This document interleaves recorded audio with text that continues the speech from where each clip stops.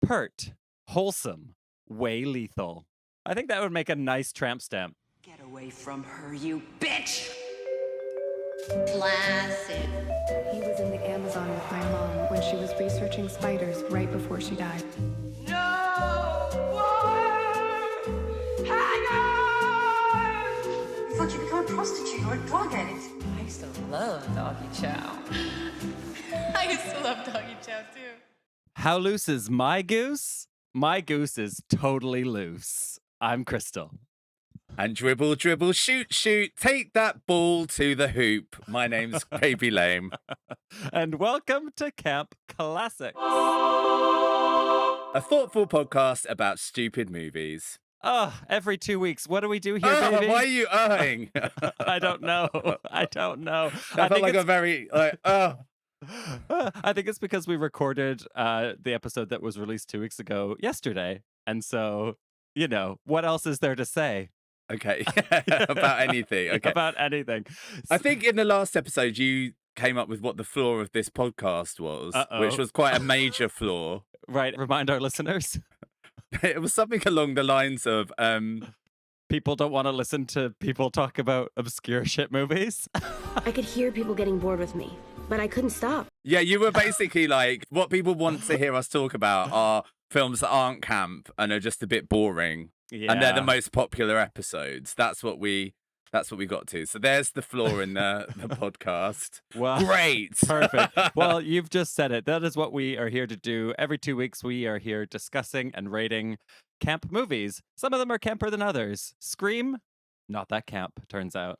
But you can go back and listen to that episode. And as I said in that episode, Neve Campbell is not camp. And also, I now think she is the most featured actress in the series of podcasts thus far. Yeah. We've done more Neve Campbell films than we've done anyone else, which is just on you, Crystal. So. I love that you hate her. You've got like an ongoing feud with Neve Campbell, just like I do with Jerry Halliwell. Samantha Jones! But anyway, before we go any further, baby, can you tell the listeners what makes a camp classic? I would love to. So a camp classic is something that unlocks queer joy. In the words of Megan Fox, you give me such a wetty. It needs to have an ongoing legacy, something that will make you come back for more and feeds into queer pop culture. It needs to be so stupid, it's genius. Otherwise, it's probably not camp. And it needs big, flaccid energy. That's right. We're looking for a flop rejected by the mainstream, resurrected by the gays. Delicious. And we've got a special guest today. Please welcome to the podcast. Comedian, content creator, it's Chris Hall. Hello. Hi, babe. How are you? Thank you for having me. Welcome to Camp Classics. I'm very, very excited to be here. We're so glad. Talk about this important film. This important piece of media, this piece of art, really. Oh, 100%. If you don't know Chris Hall, you may have seen his videos where he pretends to be, and sometimes actually is, people's background singers. We're my background singers! Woo! Well, I was about to say we've gone beyond pretending. Yeah. So, Chris, I need to ask you, you've done videos with Shania Twain, with the Sugar Babes. You're in Diana Vickers' new music video. Uh-huh. Who's the campest person you've collabed with? Oh, my goodness. Well, if we're saying campus, Miss Diana Vickers is as camp as Christmas, I have to say. Really? In the best way possible. The new song's amazing. The video was so much fun. She was like, babe, will you come down and do my music video? And I was like, 100%. What time do you need me there? I'll be there the night before. And then we were chatting about a costume, and I was like, why don't we play because it was filmed at in an arcade at the beach. And I was like, oh, maybe I was thinking beachy, those old school swimming costumes, those ones that were quite kind of cover-uppy. And then we ended up in these strongman unitards, and I was like, I don't know how we got here, but I like where we are now. I like how we've to put on lycra. Yeah, I was like, twist my arm. It's so wild though that you are now a major part of a pop girls campaign. Do you know what I mean? Anybody, the big pop girlies all go to you. What's that like for your brain? Because I'd imagine loads of them you were looking up to as a kid, right? No, yeah, it is. It never gets old. I've gotten better at meeting people and like talking and like, we like, okay, we're going to do this video. I've gotten better at like making the experience run smoothly. Because at the beginning we were just like deers frozen in headlights, like, yeah, like I think we've got the wrong room. Like you shouldn't have emailed us. Whereas like now I'm like, okay, I think the email was for us. But it doesn't go over our heads of like how ridiculous and crazy this bit has, like how far it's taken us. Like when we did the Sugar Babes, I was like, I've been listening to you for most of my life. Like this is crazy that like we're even doing this with you, and like people like Shania Twain, and like we did Leanne Rimes, and someone like Leanne Rimes I remember being like 7 when like, or no, maybe even younger when How Do I Live came out, and like I just looked at her and I was like, I can't believe we're doing this silly dance with you. Like this is incredible. And like JoJo is one of my favorite artists of all time, and that was just so fun. And yeah, it's completely we're like used to it, but we kind of like aren't used to it every single time like a new thing happens. We're like, we always kind of leave and just go like, what are we doing? But Now, we're I have really- to ask, just between us friends, have you turned down anyone? no. Do you know what I mean? Though it's kind of like Top Loader are coming back. Do you know what I mean? Like No one's been Ed turned down. Sheeran or No one's been turned down. There's some people that who've like been like, oh, so and so's interested, and we've been like, oh my goodness me, and then that's not fallen through. And then there has been some people that we've been like, we're not sure whether that quite goes with The brand. or just the group of artists that we've done previously. Sometimes So you have Okay. turned people down. yeah, that's exactly but, that. but then it's never gotten to the point where we've said no. We've always gone like, oh yeah, maybe, and then like it's maybe not happened, and we've been like, maybe that's the universe has done that. I love the monster of this. You know, like it starts off with you being grateful. You know, oh my god, we're doing it with so and so. Now it's like it doesn't really sit with us. I'm sorry. Yeah. Well, people say some crazy stuff these days, and you want to be amongst friends. Oh, I mean, fair. I love that storyline. It's basically just always commit to the bit and never drop the bit, just to see how far We the bit keep can take you. going. Because honestly, who knows? Yeah. So good. And even we've been like, how far can we take this, or like, whatever. But like, people, we hope. Well, it appears that people are still enjoying, us doing it. So, we'll keep going until there's no artist left. You can tell So you're on a good. gay fucking podcast, and that's all we're talking about Oh, with your oh, career really? as well. It's like, I'm also trying to do stand up as well, and Oh no, who cares we're about just that? focusing. Yeah. Also, gays of a certain age, because I was going to ask you if Diana Vickers still doesn't wear shoes. She wears shoes now. Well, there we go. That's our job done then. Yeah, I think yeah, we've yeah. got to the bottom of that. And She's got to keep the soles of her feet soft. Okay, well, what about camp movies? You're obviously on a camp movie Ugh. podcast.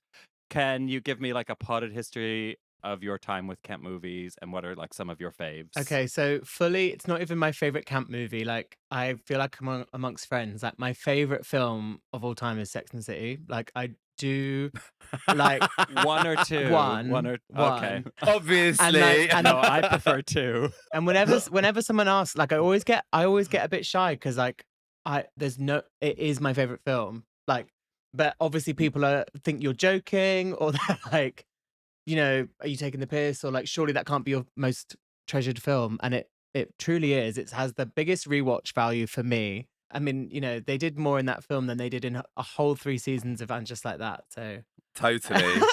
How did you feel about the ending of Just Like That? I was not surprised by the ending, given what we'd been given over the previous episodes. She's got but- her press face on. But it was, I feel it was just a bit of a shame. A bit of a missed opportunity. I had to tap out. It's fair. My friend described it as taking her antibiotics. You have to finish the course. And Yeah. I was like, no, I quit. Yeah, fair. let the disease consume me. Fair. You just don't get it. I really want to cover Sex and the City 2 on this podcast. That is one of my favorite movies. It of is. all I mean, it's time. pretty special. But you have to see it it's to believe it. It's so awful. It's just a real train wreck of late stage capitalism. It's perfect. Yeah. We have an hour to pack and get the fuck out of Abu Dhabi. And then I was trying to remember the films that when I was kind of maybe between the ages of like 8 and 14 or something, when like you just had like one video that you would just rewind and then watch again, rewind and watch again. Some of those films were Miss Congeniality, Mm. both Charlie's Angels. I like adore the Charlie's Mm. Angels with the Cameron Diaz, Lucy Drew Barrymore, and then the First Wives Club is one of my Yeah. absolute Great. top Great choices. 3 films. Just films about 3 women, 3 or 4 women is perfect for me. That's all you need. Yeah, Well, actually, that is it, isn't it? Small Maybe groups that needs to be one of the criteria. No. If a movie doesn't have multiple women, can it be camp? It's gonna struggle. Yeah, It's gonna struggle. yeah. Do you know who I hate? I just want to throw out a bit of hate. I hate Diane Keaton. Hi, Future Crystal here. Yes, this episode was recorded before Diane Keaton sadly passed away. And yes, Baby Lame is about to go on a rant about Diane Keaton. And no, I'm not going to be cutting any of it. R.I.P. Diane Keaton. Hater. Hater with a passion. Why? Just wanted to say that. There's just something about her. Very, very smug. Not a fan. Yeah, I was just gonna say you're gonna say she's smug. Okay, yeah. But there we go. That's all I have to say. But the rest of I love that film as well. But yeah, Diane Keaton, yeah, does it for me. I also think if you've got Bette Midler and Goldie Hawn in the cast, good luck. It's pretty stacked. And don't tell me what to do, and don't tell me what to say. And when I go out with you, don't put me on display. Pretty good. And today you have brought us. We told you to bring something spooky, and you Uh-huh. brought Buffy the movie. Yes. So, what is your history with this movie? So Buffy the Vampire Slayer is something that it started again when I was a little bit too, I was like a couple years too young, so I found it like pretty petrifying when it was on TV. So like I was like, so my older sister was watching it and she was like, she's 4 years older than me, but she was kind of a teenager, and I was like good until like the 30 minutes into the episode when like shit would hit the fan and it would get really scary. Then I'd like run out the room and she'd be like, "You're too young to watch this. Like, leave me alone." But obviously, I just wanted to be around my sister so much that like I got into it. And then I remember by 6 and 7, I was like definitely watching it like as it came out, and I was like kind of old enough to cope with how scary it was. Scary. And then I remember going back. I remember my older sister had bought the film. And I was kind of like, "Oh my God, we have to watch the film." And we kind of, I think she'd watched it before and kind of knew what to expect. And I was watching it like, what the hell is this? So Buffy the Vampire Slayer in general is very reminiscent of me and my relationship with my older sister. And then I think when, I remember being like, like when, Willow got with Tara, I remember being just obsessed with that storyline. And my older sister was like, "Okay, I think you're probably homosexual." And then Buffy in general, like, I had the video set and I had the DVD set and had the magazine. It was obviously, I'm obviously a Buffy head. Anyway, so it just holds a very, very, very special place in my heart. But then I hadn't watched the film in quite a long time. So it was fun. I did some homework and rewatched in anticipation of our meeting today, and it didn't disappoint. It disappointed and it didn't disappoint at the same time. Yeah. Baby, what about you? What's your history with this movie? I think I was the same. I watched it when I was younger, like I caught it on a TV channel or something. And I just was petrified. Like I had a real triggering moment watching this where he's trying to get in, the guy, vampire's trying to get into his best mate's hotel room or whatever. Yeah. And I was like, "Oh my God, it's come back to me." And I was just petrified of the ideas of vampires trying to get in through the window. So I never watched it all. So it's the first time I watched it the other day. But also, I'm going to say I hated the TV series. Oh. So it's not one of those things that is connected with me, and You'll I get know used to this. I Chris. know. He is very. What are we Baby doing is very here? contrary. No, but this is really Just- good. A healthy yeah. discussion, It critical, is a critical healthy thinking. debate. Come on. Yeah, thank you. Listen, there's a lot of the underrepresented campy films that I will stand hard for, but yeah, I'm not a Buffy person. And Crystal, you are like the definition of a Buffy person. Love. Yeah. Like your whole character has been built on this, I believe. Yeah. Buffy really, really shaped me. I was the same as you, Chris. I don't think I watched Buffy when it was coming out. I'm older than you, so I was just a pussy, but I was also scared. But I think by around season 6, I was watching it live too. Mm-hmm. And I remember I would go over to my dad's house and we would watch it together, which is like a really kind of nice memory. Although season 6 is when it got really sexy and I was like 14, and then it's just me and my dad watching like Buffy and Spike fuck a house down. Yeah. Like- Six Like, gets oh. six gets very sexy and just very Yeah. like talky, dramatic. Like it's Yeah. like let's Yeah. talk about this for a long time, Yeah. and you're like, "Oh, okay. Yeah. Um, But this movie, I remember watching, like probably too young somehow. And it also had some real triggering, scary moments for me that I also had forgotten about until rewatching. But there's this bit in this movie where one of the friends is like on a bed and she's about to be eaten. yeah, And like that was just a visceral, terrifying moment for me that I can still remember. So it was fun to rewatch. I hadn't seen it probably since I was a kid. I think I watched this movie many, many times as a kid. Because there's parts of it I could quote, like I just knew the exact line that was coming, which is weird because it's probably been 30 years, but it's in there. there's such good quotes. It's like got Yeah. that amazing '90s like quote deck of Yeah. like Some LA high school, which is just so good. Oh, they have gone ham on Yeah, it's- ramping up the valley, haven't they? Yeah, It's yeah, like- yeah. Okay, well, let's get into the context. So, this movie, Buffy, released July 92, written, of course, by Joss Whedon. It was directed by a woman, which we love, Fran Rubel Kuzui. That's her. Great. Yeah. Love that for her. Right? Yeah. And it's starring Christy Swanson as Buffy, Luke Perry as Pike, Donald Sutherland as Merrick the Watcher. We've got Rutger Hauer as the bad vampire, Paul Rubens, aka Pee Wee Herman, as the villain's henchman, and we've got Hilary Swank in her first film role, playing a high school bitch. There's also Ben Affleck There's in also Ben Affleck. which in the basketball team, which was an amazing moment for me to remember that he's the yeah. scared like dribbler. Yeah, and uncredited. I guess he was basically a glorified extra Yeah. at this time. Yeah. This movie had a budget of $7 million and it took $16 million at the box office. It was a pretty big disappointment, but I think it then took off on video and VHS, and it basically stayed alive long enough for the production company, Sandollar, owned by Dolly Parton, by the way, Wow. to like commission the TV show. And so it obviously went on to Thank have a God. massive legacy. Yeah. There was one woman whose name I've forgotten at Sandollar who just really believed in the property, and she just like kept banging the drum for 5 years, even though this movie was a flop, and eventually got the TV show commissioned. So we can thank Dolly Parton for that. Thank God. Thank heavens for Dolly Parton. I do every day. Yeah. This movie has a 37% rating on Rotten Tomatoes. So the critics weren't exactly feeling it. Right. You can really you can Yeah. really see why. Yeah.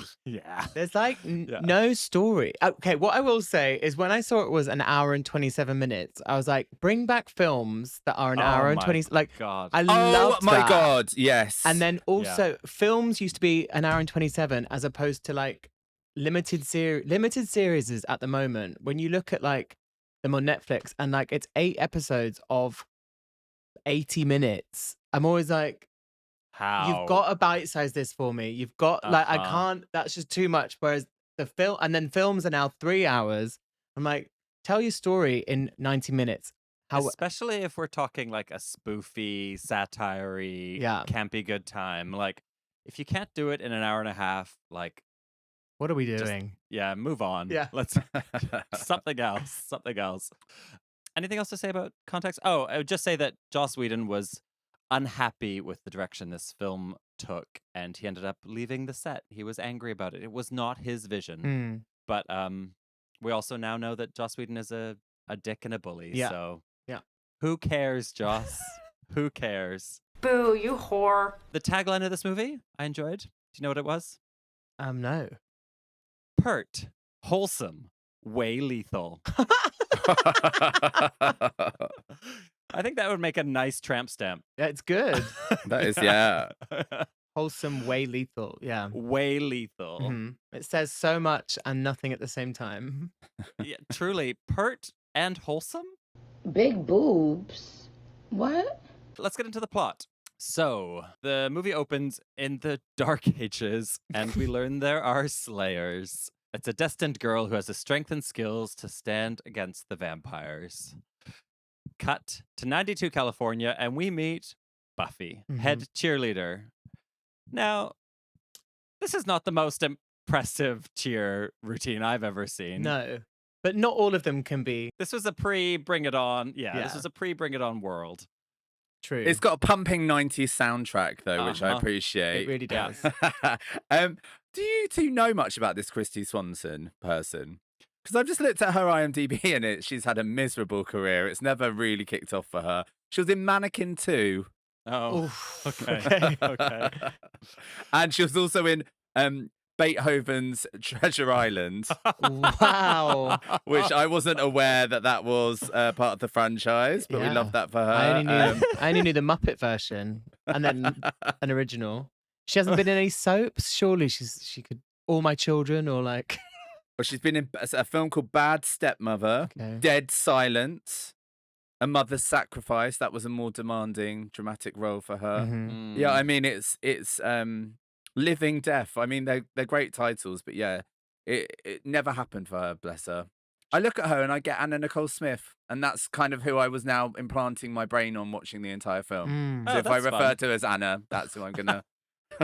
I debated telling you guys this because I didn't want to like ruin your perception of this movie, but it sounds like we're all on the same page. This is, not the highest piece of art. Christy Swanson, if you go on her Wikipedia, down in her political views, it's like Christy Swanson identifies as MAGA and proud. Oh, Jesus. Gross. Perfect. Perfect. Yeah.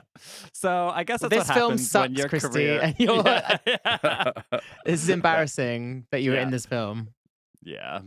And there's apparently she does videos with Dean Cain, who is another like Oh, tragic loss from my 90s. Ugh, Anyway, she's Buffy. great. Yeah, this scene goes on quite a while. What do you need to know about Buffy? She's got a boyfriend who's a douche. She's got vapid Valley Girl frenemy girls around her. Yeah, she's basically your classic shallow 90s teen girl, right? Yeah. You also don't really, I mean, we said the story gets told in 90 minutes. We don't get told much info or detail about anyone, really. So Yeah. I feel you have to really listen to pick up names of Yes. people. And you kind of are like, oh, that's her boyfriend. Oh, no, that's her boyfriend. Oh, okay, this one's her boyfriend. And we're like, okay, fine. She's kissing this one. Yeah. Yeah. You're so right. Although it's a short film, they don't actually achieve any plot points, At- and therefore it at seems quite all. long, and it's actually quite a hard watch because of that, I think. No. Oh, no. Where are we? Okay, so Gruler, one of Buffy's gang, is out, I'd say, gay cruising in a park. Mm. And he runs into Paul Rubens, aka Pee Wee Herman, aka Emmeline. Uh-huh. And we don't see what happens to him here, but my headcanon is definitely anal. For sure. Please, these gays, they're trying to murder me. What I like about this Paul Rubens character is that it was originally written to be a woman, and that's why there's like sexual tension between him and the big bad. But they just Ooh. changed it to Paul Rubens, and they didn't bother to change anything. They just kept it, and now it's gay. Love that. Yeah, quite fun. It works perfectly. Yeah. Buffy is experiencing abandonment issues from her yuppie parents. Mhm. Love the mum, by the way. Oh, Yeah. the mum is Adore camp. her. Yeah. We're going out. What's her name? Candy Clark, isn't it? Yeah. Yeah, Candy Clark. No, You're right. right at the end of the film, it in the credits it says Candy Clark as Buffy's Mm. mum, and it's independent to the rest of the You're right. And I was like, I meant is to that look just because that she's up. such an icon? She had 2 call times, like on 2 different days. Like, come dress in this 90s power suit and yell at Christy and then walk out the door both times. I think she was just like a horror actress, B movie. Okay. So I think it must have been part of her deal to have been credited separately. It's like, who do you think you are, Barbara Streisand or something? Do you know what I mean? But Yeah. I'm Candy Clark and I'm in a horror film. Yeah. Also in a movie, as I say, that has Rutger Hauer and Donald Sutherland, like 2, legends. go off, Candy. Go off, Candy. I love that for you. Buffy's also dreaming of being a Slayer in a past life. She's fighting Lothos. This is Rutger Hauer, the big bad. And then Paul Rubens, who we met before, is killing a bunch of mostly boys and turning them into vampires to amass an army for Lothos, who he is definitely in lesbians with. Yes. But we don't really know why. What I got to the end, we don't really know sort of there's not a reason Yeah. why we're doing this. Whereas in the TV show, they definitely are able to be like, we're building an army to resurrect this leader or our master, or we're doing this so our master can get this evil Take over person the and world, take over the world. etc. Whereas Yeah. Lathos just seems to be napping Yeah.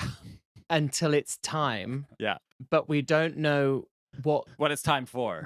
what time, what the countdown is for. Yeah. And why Lathos just kind of hangs out in the crypt and doesn't go and doesn't go and do anything himself. Yeah. Yeah, it's quite weird. Yeah, there's this like kind of destiny storyline, isn't there, between Buffy and Lothos of like they're destined to constantly meet in different periods, and Lothos will seduce and kill Buffy. Yeah. And But- she's not ready. That's a clear line all the way They're through. they're not ready. Not quite ready. Ugh. Yeah. It's crazy because we are left a lot saying ready for what Yeah. and ready for why and Yeah. why not. But we don't get any of those answers, which actually, like- like, Yeah. It would have been as simple as saying, like, his motivation is he has to kill the Slayer every time she's reborn, and that's what gives him his extra vampire strength. yeah, or his Yeah, extra powers of possession. Yeah. Yeah. Or even he's just like a creep and he's like, I think this girl's hot and I love to eat her every time she's reborn. Yeah. But like, we don't even really get that. It's just like, what are we doing here, Lothos? And why do you look like B. Arthur with a mustache? Please, these gays. Did anyone clock that special effect where he's like lowering down? And Yeah. it's basically he's just extending his body and then just like kneeling down slightly. I was like, yes, come through with your Oh, like no. mime. No, I missed that. The I missed special that. effects are he like It's lowers. like literally, yeah, it's like, when a mime artist is in a lift and they Yeah. go down. It's very that energy, and they're just like, oh, if we just get him on his tiptoes and then lowering, it's like he's landed down from the sky. Yeah. Oh, right. But they did have him floating, right? Actually. Oh, they had him on wires at one Yeah. point. Yeah, Yeah, that right. was very special. Yeah. Yeah. That's giving like panto Yeah, levels yeah. of production. It was this like big blowout and his wings. It was quite fab. And he's an absent gay daddy for Paul Rubens, which I'm also into. Then we meet Pike. This is Luke Perry At the cinema. and at the cinema, and Benny, played by David Arquette. This is our second David Arquette movie in a row, baby. And they're bad boys, and they don't like Valley girls. And I mean, the Valley Girls are really unlikable Yeah, and yeah. quite. They're not like a kind of a clueless, like, oh, she's got a heart. She's actually just a real cunt. And there we go. I'm just going to say it. She's Yeah. not like. yeah, you're right. You're right. And they meet at the at the cinema, and before that they discuss which cinema to go to, and they're like, we're not going to the duplex, it's da-da-da-da-da, this wrongs with that, we're not going to the Odeon, it's da-da-da-da-da. And I was like, God, remember a time when like you'd have multiple cinemas to choose between, and that would be the only thing you could do, and you could rate them. Whereas like now, if someone said, do you want to go to cinema, we're like, well, whatever, we can. But Yeah, I while we can. it made me think of a yesteryear when like the cinema would be the real Mm, highlight of anyone's night out. Yeah. Well, they definitely don't want to go to anything that shows foreign language movies. Oh yeah, as that well. was crazy. Excuse me for not knowing about El Salvador. Like I'm ever going to Spain. Yeah. So good. Rude much. Excuse much, rude or anything? The other thing I realized that when I watched this when I was a kid, I did not understand that it was a satire or parody. I just thought this was like an accurate representation of teen girls. Like I was a child, so I didn't know. I was like, yeah, I want to be them. They seem like they've got it all. They're living their best life, and their biggest concern is who's getting to wear the yellow jacket. The yellow leather jacket. This explains so much about you, Crystal, and the trajectory you've taken as an adult. I just wanted to be like them all along. Get out of my facial. Get out of my facial. Okay, where are we? Oh yeah, so we've got Pike and Benny, and they're also kind of gay, I'd say. Basically, I'm seeing gay in every man in this movie. I don't know if that's just me or what, but Benny gets killed and turned by Paul Rubens once again. Yeah. We don't really see much of the attacks. Like everyone gets killed off camera, which I did notice. I guess they were like, we don't have the budget to like do any kind of like scary makeup, like gory makeup. We're just like gonna kill everyone off screen. Yeah, everyone gets kind of pulled away. I remember also that scene being really scary for me. That him getting pulled off that ledge. Yeah. That is, and then everything also happens incredibly slowly. Yes. So like he gets pulled off the ledge with not much force and not much speed, and then Merrick is there to just wake up Luke Perry and go, "Hey, we should probably get in the car." Hey, young man, you seem drunk. Get in my car. Yeah, and they sort of slowly drive away. Don't mind me and my leather driving gloves. Oh yeah. Very. See, that's a whole other situation too. Quite romantic pacing, really, isn't it? It is. It's quite like wistful and like it's very present in the moment. Let's not rush through this. Yeah. It's all about connection. Buffy then meets Merrick, who. This is Donald Sutherland, who tells her about her birthright. Who is a creepy old man in a high school with a big flasher Mac. Yeah. Who basically like come to the graveyard. Yeah. I mean, at least she calls him out on it. Yeah, to be fair. Yeah, she's definitely skeptical. She thinks he's a creepy old man, but he knows about her dreams. And so he takes her to the graveyard and she fights some vampires. But I also like that a lot of the language around this is like, I need you to watch. So it's in like the cruisy graveyard. And it's just like, I need you to watch, sit here and watch. It's all very, very sexual. What do we think of this first vampire fight scene? I was pretty worried about Christie's physicality. After this one, I was like, "Uh-oh."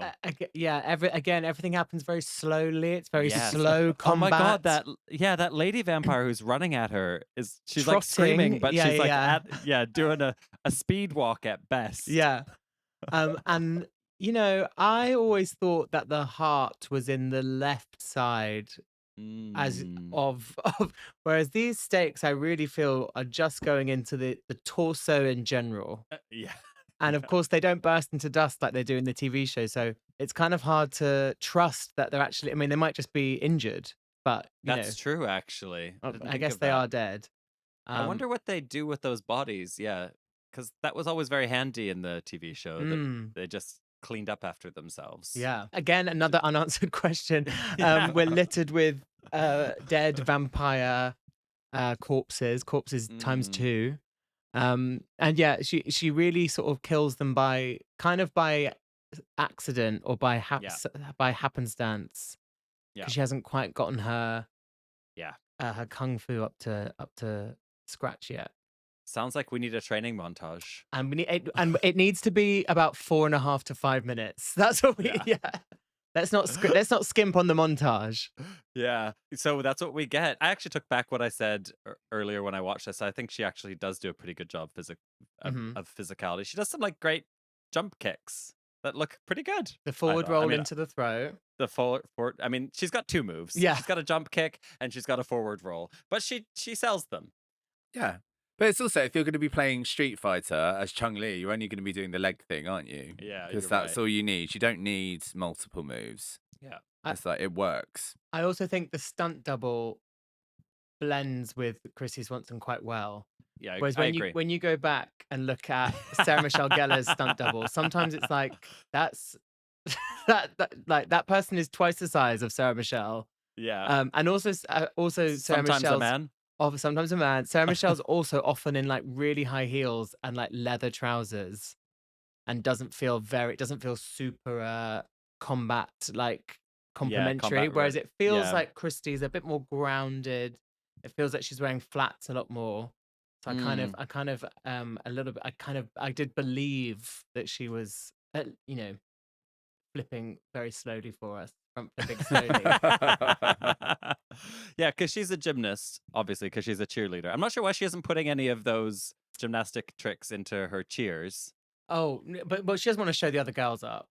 Right, I think yeah. she's, she's had to rehearse Funky Chicken, Loose as Your Goose. Yeah. And they were struggling in in practice, so she was like, oh, I'm not going to put the walkover in, it would just be embarrassing.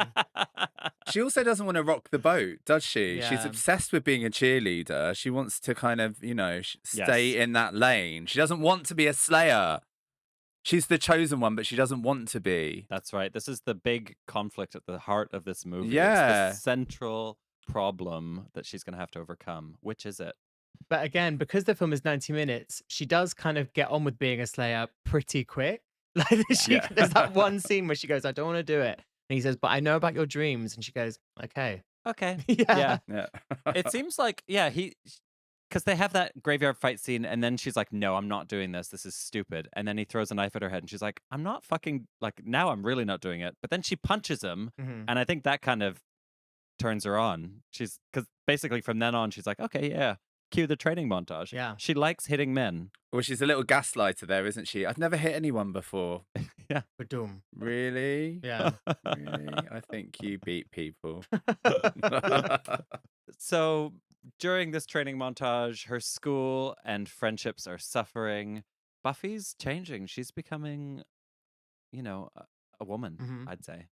She looks great. Post montage, she's got like acid wash jeans and like a lumberjack shirt, and like her hair's like a bit more kind of like, looks a bit more, I don't know what's different about the hair, but she does give like suddenly like 90s sort of vamp.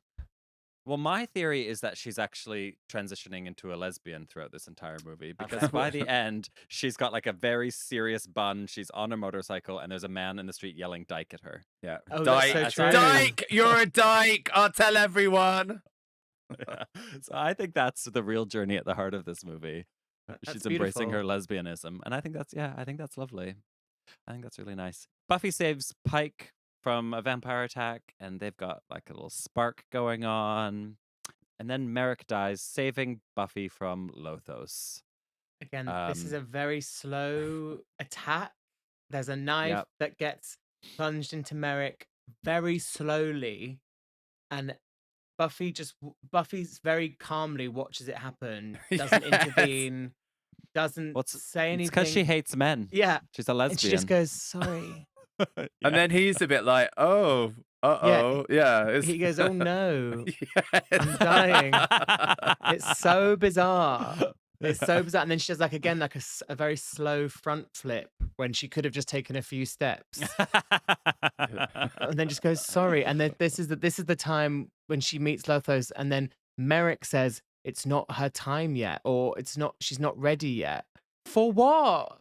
What's she not ready for? Gross. It's so weird. But you're right, it's so slow. For such a short film, it's very slow. Exactly. It's a film of contradictions. The speed of the action is wild. I also can't believe in the editing booth they couldn't have just fast forwarded, like showed us in fast motion, like the stab. So it looked a bit more unavoidable, but it feels like everything could have been done to stop this slow attack. It's basically they had a 1 hour movie and they were like, we need to get to at least 125. Yeah. Otherwise it won't get released. It's actually a pilot. It's actually a 45-minute pilot that we need to make into a film. Because also that scene where Merrick throws the knife at her head, he's got like one more thing, reveal, big wind up, slow throw. And it's like, we could have just, anyway. People listening to this, you can't see what I did, but there you go. Exactly like the movie. So yeah. Oh yeah. What else? Oh, Merrick dies, and it says something about silence as he's dying, and I didn't understand that really. But I guess it comes up later. Oh, and this is also just after she steals a bike, and the man she steals it from he doesn't seem concerned that she's stolen his motorbike. He just wants to shout, "You're a dyke," Yeah. as she drives off. Which that at least this movie hates men. I think this movie hates men. Yeah, which is good. Yeah, it is good. We don't see her.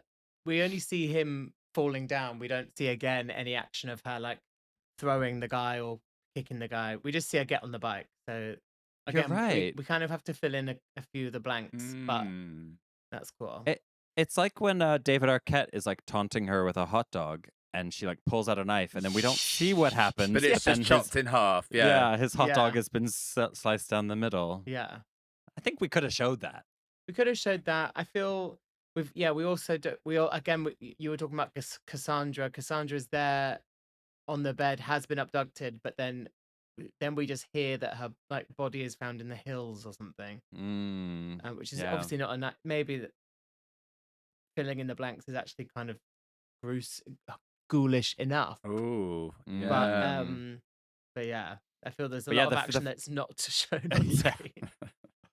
Yeah, it's totally quite. I actually don't mind this about it, but like the tone is very obviously it's a satire, and yeah, the friends don't care that their friend has just died in this quite bizarre way. But I think it kind of makes the movie kind of funny, Yeah. sort of. Yeah, they're just worried about whether or not she's going to get her yellow jacket back. Oh yeah. It's kind of Heather's in that darkly comic sort of way. Anyway, then Buffy goes to the senior dance, and yeah, I think this is when she's looking her most lesbian. I'm really into it. I love the dress. The hair is Yeah, is it's giving Captain Janeway, Voyager, yeah. like serious bun. I don't get lesbian from her in this No? movie. No, unless Luke Perry is a lesbian as well, and then I'm fully on board. Yeah, I think so. Oh, okay. Okay, fine. If Luke's a lesbian, then yeah, it makes sense to me now. Yeah, because he also comes like leather jacket, Totally. like I get it now. Yeah. pompadour. Yeah, Luke Perry turns up at the dance, and I'd say they've both kind of had make unders. I think they were both looking more like the movie wanted them to look, like classic teen hotties prior to this scene. Yeah. And I can't believe I'm going to say this, but I think Luke Perry looked better with a soul patch, but he shaves it off. The strange choices from the wardrobe department for the dance scene. And again, does Pike or Luke Perry even go to their school? Yes. No, I don't. I think he's like 25. Right. Yeah. He looks old. He does. He does look he old, looks, yeah. He looks 40. Yeah. R.I.P. Luke Perry. But yeah, he had a hard life. I mean, I don't know if he did, but Did he he? looks like he's Yeah. had one. Yeah. I believe it from this. Looks like a movie. drinker. What's Jesus. kind of nice is when like people get on board with the fact that there are vampires very quickly. Yes. Like he goes, "Oh, my friend is a vampire. He's floating outside." When David Arquette is floating outside his window, and then I think he goes to Buffy. He was a vampire, right? And she goes, "Yeah," and he goes, "Okay." Yeah. we just there's no time to like. We don't have time for like any like we can't dive deeper into any of these conversations. We just have to like get the dialogue out and then like move on. Yeah, you're right. In some ways, this movie could have spent a bit more time on those bits. Yeah. And a little less time on watching someone do a forward roll. You're so Right. right. Then Lothos and a legion of vampires attack the school. Lots of people get eaten. What makes a legion? How many are we talking? Oh yeah. 'Cause I don't think there's that many, are there? Okay, I don't know. Is there 8? a polite group of. I don't feel there's that many kids at the dance either. No, It feels very. Yeah. that's a really Yeah. poor showing, isn't I it? think there's maybe Yeah. 15 high school students and probably 10 vampires, maybe. Okay, maybe I got a bit carried away with Legion. Yeah. A gaggle. Yes. Yeah. Buffy has a queen off with Emmeline, Paul Rubens. He's like super jealous of her relationship with Lothos. They Mm, fight. I like the line. He's at this point already lost his arm, yeah. and he says, We're immortal, Buffy. There's nothing "We can do can't anything." Yeah. Yeah, And she goes, "Oh, really? Clap." that's good. It's a good line. It's a great line. She kills him, and he has his Lol's death scene, which I just thought was the funniest thing I had ever seen when I was a child. I was Yeah. about to say, are you being sarcastic right now? Oh my God, 8 to 10-year-old me, however old I was when I saw this, I could not stop doing this. That was peak comedy for me then.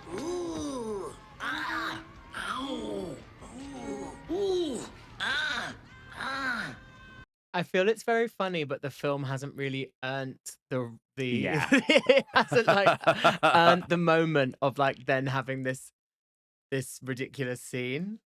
But Yeah. maybe that's me being. No, I think you're I totally just right. don't think we know what world we're living. Like, are we living in it? Like, I feel it's like not campy enough to be like, oh, I'm dead. Like, because everyone else has just died properly. And then it's quite, yeah, I just don't know. It feels like, oh, let's do this funny bit. And like, Yeah. maybe that's when the argument happened and Joss Whedon stormed off stage because he was just like, I don't know where we're living anymore. I think that's fair enough. But yeah. again, it's a timing thing. The running order. Oh shit, we're running under again now. We just need to Yeah. extend it. It's a constant push and pull of timing, isn't it? Slow down, speed up, slow down. Paul Absolutely. Rubens, just can you improvise something here? Because apparently this was improvised. So they're just I like, could tell. just go for 30 seconds. We need everything you've got. Yeah. You can tell. Yeah, you're so right. You're so right about the tone. It's like sometimes it's like full spoof. Like in this death scene, it's like, Naked Gun. Like it's just full ridiculous slapstick spoof. And then other times it's like kind of gentle satire where you're laughing at like 90s teen girls, and it's like the jokes are about the dialogue, but like, it's not supposed to be big side splitting laughs. And then sometimes you're supposed to care about the characters. It's a bit of a mess that a way. little bit unsure as Yeah. where it wants to live. Yeah. But then we've got our final fight scene, which again, hard to say nice things about this fight scene, I'd say, but she has her showdown with Lothos and Very she wins. slow. Yeah. and she wins quite easily, I'd say. So Yeah. after all this, he was actually pretty Yeah. easy to bring down. Turns Yeah. out she was ready. All She was along. ready. Buffy, who's Yeah. killed, I think, maybe a handful of vampires before this point. Yeah. It feels like she's really like come on leaps and bounds very quickly. Yeah. And then she's he killed never, this He never evil- really has her on the ropes, does he? Ever. He just stands there. No, well, at one point when he's like whispering in her ear and like pulling Oh, the yeah. ribbon around her neck, he clearly has some kind of hold over her. What the hold is, we're not. Oh, we're yeah, not 'cause privy to. that's when the music stops, and it's something to do with music. Luke Perry kills David Arquette, which shorts out the power, and it turns off the music in the dance, and the music ends, and that's what breaks his spell over her. Oh. Yeah. And that's what Merrick was trying to say as he was dying. Guys, God, weren't you paying attention? It was very clear. Merrick could have said that so many times before Yeah. it was too late. He could have said, Yeah. sort of first things first, there's a Yeah. really big bad evil vampire, and the first thing I want you to know is that when the music stops, he's easy to kill. Yeah. Yeah. Wow. Yeah. I like Lothos when he dies, though. He says, oops. Like he shit himself. Yeah. I found the way he called Buffy a bitch twice quite venomous from Yeah. someone who hears and says the word bitch in a very loving, affectionate way. Having like a man call a woman a bitch felt. I was like, I was really taken aback. 'Cause Totally. it was like really Especially- dripping in like. And he's like a misogyny, like, it was- 70-year-old man. Yeah, and calling she's this, like- 16-year-old girl. Yeah. He's just smacking her around and calling her a bitch. Also, Yeah. he also says, "Come into my eyes," which I thought was an interesting turn of phrase. Oh, Never heard that well, before. No. yeah. Yeah, who amongst us has never said that? You ever got cum in your eye? It burns. You ever get cum in your eye, Gabriel? It burns. Okay, well, that's Buffy the movie. Oh no! Then she kisses. Oh, She gets on sorry. a bike with Luke Perry and rides off into the sunset. Yeah. And again, I'm not sure if the film has earned these two characters riding off together. And you're like, I don't know if these two even like each other. Yeah. Yeah. But I guess they Well, do. They've kissed yeah, a lot, and yeah. they've kissed a lot. I think his arc, if I was going to be generous and give him one, An is that arc. Wow. Yeah. I think what the movie thinks they've done with his arc is that he's like a bad boy who's kind of snooty and judgmental of like shallow girls, and he realizes there's more depth to her than he thought and accepts her for who she is. Because Which he's she like, is "You're-" shallow. Yeah, but Well, exactly, because he says you're not like other And girls, she's and she like, says, yes, I "Yeah, I am. am." Yeah, That's and the he's like, thing. Like, "Cool." she's completely just embracing non-core and she doesn't break away from it at all. She just wants to be a cheerleader. He's like, oh, you're not like any other girls because you're this like Slayer. You're the chosen one. And she's like, no, I am like all other girls. Yeah. Yeah. You ride the motorbike at the end because I'm just a girl. All I want to do is graduate from high school, go to Europe, marry Christian Slater, and die. What about when they've killed, I think, quite a few vampires at the dance, and they say Buffy like come out, sort of that she's summoned out the dance, and he takes off his heavy leather jacket and throws it at her for her to put on. It feels like putting on a leather jacket to go into physical combat is not the sort of like gesture he thinks it is. Yeah. It feels like it's going to be a hindrance. Like, yeah. why didn't you bring her a lovely, I don't know, A Lucas bit of neck armor? Yeah. He like did. anything. He did customize her gown though by tearing off the length, which Yeah. could have been a tripping hazard and easy. Yeah. So he did kind of help alter the garment. So Yeah. I mean, her shoulders will be so sculpted by the time she's finished. Honestly. Like the sort of weighted jacket she's got on. Lack She'll of have freedom some of movement. Real It's just- teardrop shoulders afterwards. Yeah, if they're gonna do that, like, let's have a payoff. Let's have a moment where like someone tries to bite her, but they can't reach her because of the high Yeah. neck of the jacket. The She goes, jacket saves Boom, her, and it can happen Yeah. really slowly in the style of the film. So they can be like, coming towards her, fangs out, and she can just go, pops puts collar. the collar up, and then the teeth can go into the leather, and that can slow and then she can slowly, Yeah. of course, fight the vampire off. I mean, Yeah. she really is never in danger in this movie, is she? Not really. There's there's nothing. When they drive off, have they just left a bunch of other vampires alive? Like, who killed all Yeah, the other vampires? Or did they just kind of get killed by the student body? Maybe. killed by the student body, or have they like kind of run back into hiding to regroup Okay. after? Yeah. But then is Lathos, is he the leader? Like, I don't know if he's the leader Right. or if he's just the guy who's like dressed like he's in a panto. The old gay. Yeah, and they're just like, oh, he's dead. Okay, like Yeah. we met him yesterday. Like, we actually don't Yeah. roll with him that much, but we thought we'd like we thought we'd come and like, yeah. So many unanswered questions as to what Yeah, is next. But then obviously we get what happens next. We get 7 years of it. yeah.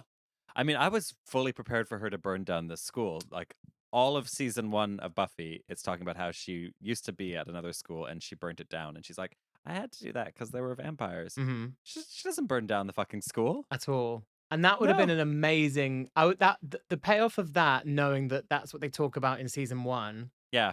I would have forgiven everything else. Yeah. I would have forgiven But everything instead, else. nothing. We don't even Just get some that. Yeah, some windows got broken. Excuse much, rude or anything? Yeah, so I guess anyone's big thoughts on this movie? It's 90 minutes, Yeah. and I'm really glad it happened because we got what we got later. Yeah. Um, We can give it its flowers for that. Yeah, I'm glad that the character of Buffy no longer gets cramps when the vampires are near. I think that was a detail that I'm glad was workshopped and then was left in the film. Yeah, I was trying to decide how I felt about that idea. I was like, is it kind of reductive and like women's stuff? Or Mhm. is it like, is there a world where you can see it as like, using your Divine femininity? yeah, Yeah, and like actually celebrating that. I think again, this movie is trying to say that quite a lot. It's like you can be feminine and tough, but I think sometimes it doesn't know how to say that effectively. doesn't know how to say Yeah. that, and there's also been we've been skimming the surface of all these thoughts. We don't actually dig deep Yes. into the Yeah, totally. into Yeah. whether we can be tough and feminine. Totally. But I was wondering, like, is Buffy the first, like, is she the first girl boss Maybe in this movie? Do you know what I mean? Like, Well- she's kind of like early third wave feminism, where it's like, you can be materialistic and also like tough or have something else have about it all. you. Yeah. Are you mad? Are you trying to tell me that Buffy is the first ever girl boss? in this No, movie. no, I think there's something. I'm like, what am I listening Wait, to? you just came back into this. You were rootling around plugging wires in. You've missed. Don't just take a gem of conversation out of context, okay? Well, I don't know. Like, when did third wave feminism really kick off? With this movie, is that? It's probably like a late '80s sort of thing, right? Anyway, I'm definitely not going to give this movie credit for launching third wave feminism, but I think it's an interesting time capsule in that idea of like kind of the reclamation of femininity, and like just because you're, say, materialistic or interested in what the media were calling girly things, it doesn't mean you can't also be the hero and kick ass. I think that's kind of basically the Spice Girls were cribbing from here. Yeah, I see. Hard. I see the train of thought. Yeah. Yeah. But I think that's giving this movie, obviously far too much credit. I was just like, God, I'm going to have to say something about it. Yeah. I mean, that's just like the rules of feminism. I think she's funny. I think she does the part well. Yeah. Our MAGA queen. And I love the acid wash jeans, lumberjack, blown out hair look. I thought, God, Yeah. Put you in a 90s coffee commercial and you would have made $1 million. I mean, obviously we hate her now because of what Mhm. you were saying, about how she's ended up. But yeah, MAGA and proud. I looked at her and I was like, you've got the goods to be kind of like a leading lady in Hollywood. Totally. Like, you've got enough charisma. You look the part. Like, yeah, I was kind of just surprised that nothing happened for her. Yeah. But maybe that's where like the evil of Sarah Michelle Gellar creeps in. Is Sarah Michelle Gellar evil? I think so. Yeah, I definitely think so. Really? No, she's all right. I'm just doing it because I know that Crystal loves Buffy so much. I just kind of try to stir the pot. But no, I do think what a shame that this young actor didn't get a chance to really hit the big time. So yeah, a bit sad for her. Maybe she wouldn't have turned so ultra right wing if she just had a bit more Yeah. success. Yeah. It must be very hard. Although maybe I don't know how old she was when the film came out, and then when the TV show would come. Like how she might have been like completely like uncut or not suitable for a 16-year-old character at the time. But then it psychologically it must be like my film did shit, and then this TV show is doing incredibly well. That's a hard pill to swallow. Because especially it's not just like one. You're right. It's not just like a remake of the film, just one film. It's an ongoing TV series where the comparison is just there for 7 years. Yeah, and the writer is like, fuck that movie, it's shit. Yeah. And the entire fandom is like, that's garbage. We love this. Yeah. Yeah. That might turn you right wing. You turn to something for sure. Boo, you whore.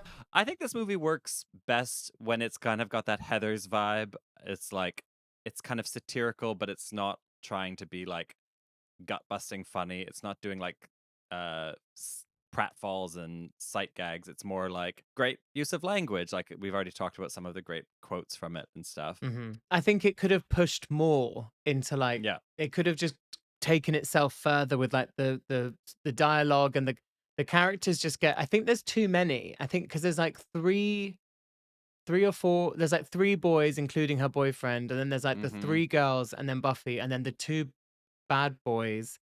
And there's, as we've said, there's 90 minutes. There's actually not enough time to like learn anyone's name. And then Cassandra goes, but then they're not actually friends with Cassandra. So I feel like, yes. Whereas if they could have worked on a bit more of like the character development, maybe we could have gotten, because I didn't even clock that Hilary Swank was like that mean. But then you at the start of the podcast were like the high school bitch, and I was like, oh yeah, I suppose she's like kind of a bitch, but she's not even enough of a bitch for me to have registered like she's the bitch. Do you know what I mean? There's just like not enough. Yeah, you're right. I mean, basically all of the girlfriends are interchangeable. It's just that Hilary Swank has the most lines, right? And she's the one who buys the jacket and tells True. Buffy not to buy the jacket. So I'm like, what a cunt. Yeah. 100%. Oh, the other thing I would criticize about this movie, just, add some more fuel to the fire. There is no score. So much of the action is taking place in like complete silence. And it really, really jarred. Like I'm not someone who necessarily thinks about the score of a movie very much. Like it kind of washes over me, and I just trust that it's there doing its job and setting a tone. But this movie, I was so conscious of how quiet it was constantly, and like there's supposed to be tension and like pardon the pun, stakes, and you've got nothing because there's no like stabs of music, there's no like creepy sounds, there's none of it happens. There's Yeah. not even and I guess they just maybe didn't have the money, or maybe the people doing this were all kind of fresh in their career and didn't really know what to do, but it really made things feel super flat, and it probably made things feel a lot slower too Yeah. sometimes. If they put in like dun dun dun dun dun dun Yeah. dun dun dun something. bit of pace. Yeah, you're right. Yeah. There's no, but then there's some great like 90s like power rock and like power ballad songs. Yeah, But you're yeah. right. There's So no, when people are for walking through the graveyard, there's no suspense really. yeah, and like during the fight scenes as well, there's nothing. And like, yeah, they're in the dance scene and they're dancing to like a they're dancing to like a slow dance song, 90s slow dance song, and that makes sense, that works.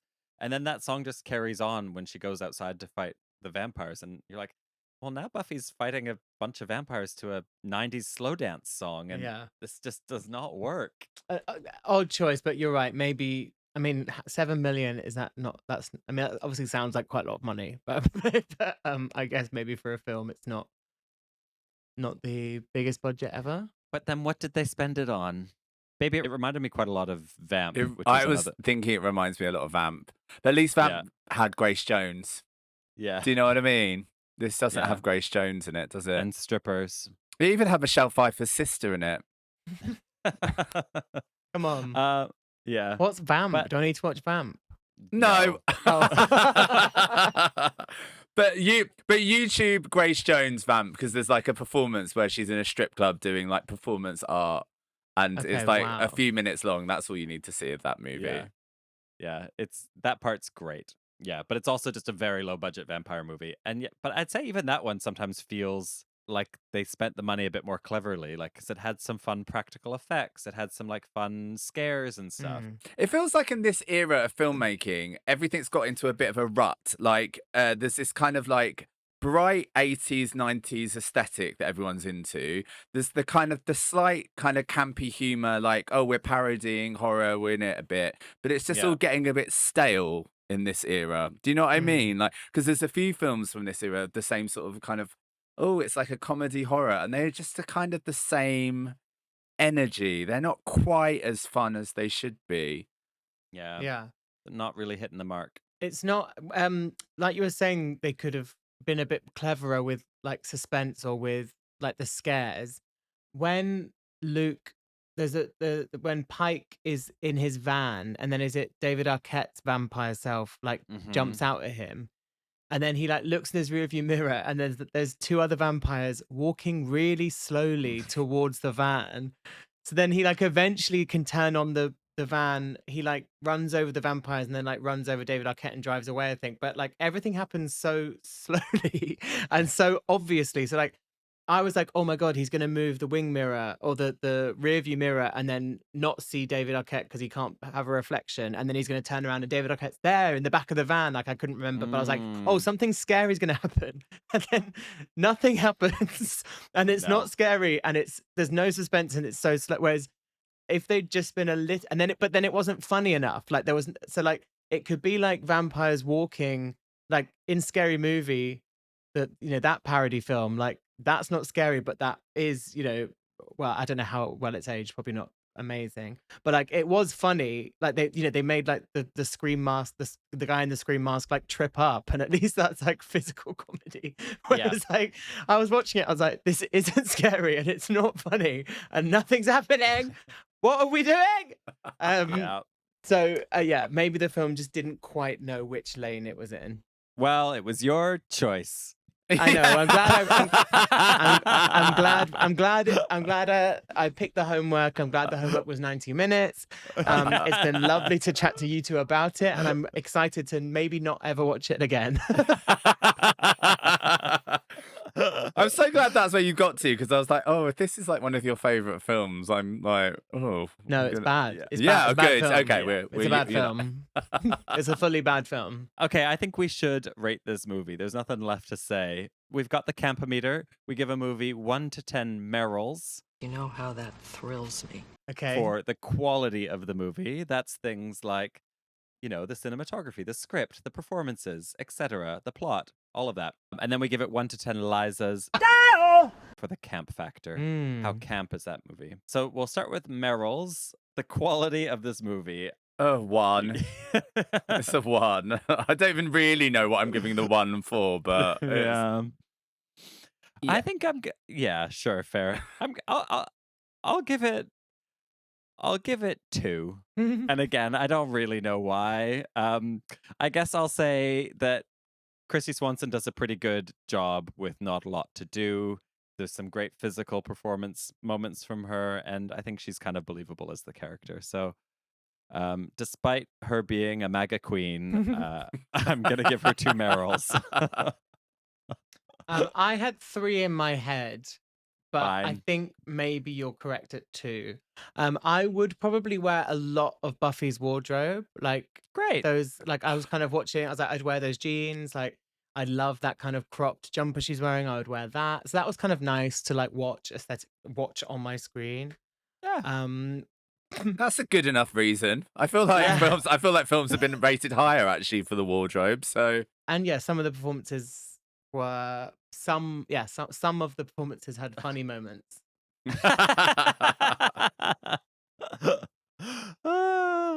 There's room for everyone. Let's Mm. just say that.